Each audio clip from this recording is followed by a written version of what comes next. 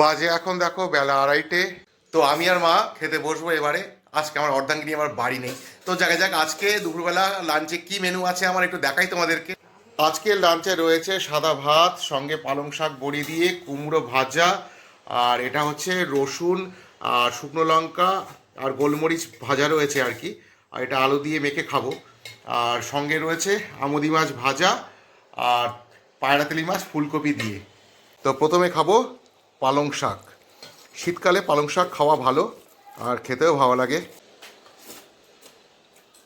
বাহ, দারুণ লাগছে।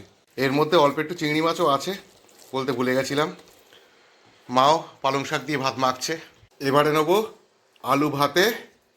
আর এটা হচ্ছে বললাম ওই রসুন, শুকনো লঙ্কা আর গোটা গোলমরিচ সর্ষের তেলে ভাজা আর কি। এটা খেতে খুবই ভালো লাগে, বিশেষ করে একটু সর্দি হলে, ঠান্ডা লাগলে এটা খেলে সত্যিই খুব উপকার পাওয়া যায়।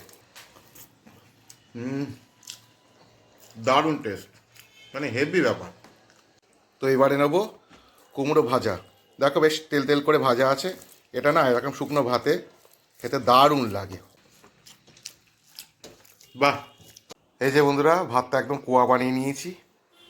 এবারে নেবো মাছের ঝোল, ফুলকপি দিয়ে পায়রা তেলি মাছ। এই পায়রা তেলি মাছটা খেতে বেশ ভালোই লাগে, আর সবথেকে ভালো লাগে আমার এই ফুলকপি। বাহ, ঝোলটা দারুণ হয়েছে। মানে ফুলকপি যাই হোক না কেন আমার দারুণ লাগে। মা এদিকে এখনো পর্যন্ত কুমড়ো ভাজা নিয়েই রয়েছে। তো আজকে মেনুটা কেমন জানিও কিন্তু।